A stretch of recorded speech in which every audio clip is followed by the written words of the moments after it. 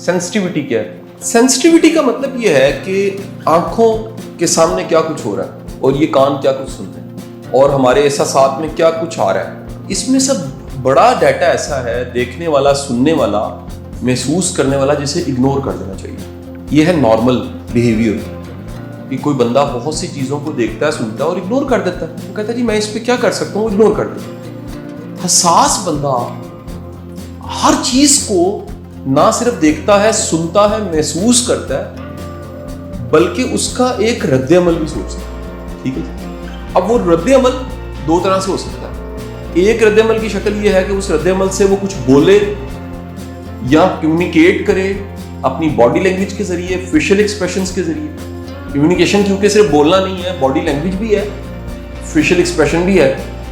یا بعض اوقات کیا ہوتا ہے کہ وہ اس کو رسپونڈ باہر نہیں کرتا، اندر کی طرف کر دیتا. حساسیت جو ہے اس کی وجہ سے باہر کی طرف تو ایک چڑچڑا پن اور بیزاری آتی ہے، لیکن بعض لوگوں کی حساسیت کی وجہ سے ان کے اندر ایک افیکٹ پڑتا ہے. یعنی باہر کے افیکٹ کی بجائے کس طرف اثر پڑتا ہے؟ اب جو اندر پڑتا ہے اس کی مثال بالکل ایسے ہے کہ مکہ یہ آپ نے اس سامنے مارا ہے اور ایک مکہ جو آپ نے خود کو مارا ہے. حساس انسان، زیادہ حساس انسان، وہ اپنے آپ کو ڈیمیج کرنا شروع کر دیتا ہے اس تکلیف سے، کیونکہ وہ کڑتا ہے، سڑتا ہے، کر کچھ نہیں سکتا. اس حساسیت کی وجہ سے وہ خود ڈیمیج ہونے لگتا ہے. تو پہلی چیز میں نے بتائی کہ تمام سیلف پٹی کے شکار لوگوں میں جو سملر چیز پائی جاتی ہے وہ ہے حساسیت. یہ انتہا کے حساس لوگ ہوتے ہیں. اچھا اب اگلی بات ذرا دھیان سے سنیے گا. حساسیت کی سینسٹیوٹی پروڈکٹیوٹی کے لیے بڑی ضروری ہے. یعنی حساسیت کا نیگیٹو سائڈ یہ ہے کہ بندہ بہت زیادہ نفسیاتی طور پہ ڈیمیج ہوگا، جذباتی طور پہ بلیڈ کرے گا اور ڈسٹرب ہوگا. لیکن دنیا کے تمام بڑے لوگ جنہوں نے کریشنز کی ہیں، جنہوں نے بڑے بڑے کام کیے ہیں، جنہوں نے کنٹریبیوٹ کیا ہے، ان میں بھی سملر کوالٹی یا یہ خوبی ایک ہی ملی ہے، وہ ملی ہے حساسیت. آپ دنیا کے بڑے بڑے رائٹرز کو پڑھ لیجیے جنہوں نے کمال کا لٹریچر دیا. آپ رشین رائٹرز کو پڑھ لیجیے، دوستویفسکی، چیکوف، کافکا. آپ one of the classic writer Khalil Gibran کو پڑھ لیجیے. آپ دنیا کے پینٹرز کو دیکھ لیجیے، ان کی زندگیوں کو. آپ دنیا کے کئی لیڈرز کو، ان کی آٹوبایوگرافیز پڑھ لیجیے. آپ کو ملے گا یہ لوگ انتہا کے حساس لوگ تھے.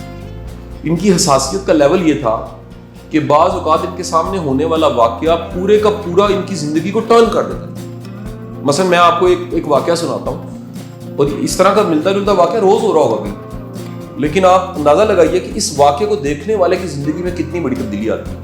واقعہ یہ ہے کہ ایک شخص ہے جو کہ اپنے حالات کی تنگی کی وجہ سے کپڑے کے تھان لے کے کندھے پہ رکھ کے وہ گلیوں بازاروں میں بیچ رہا ہے.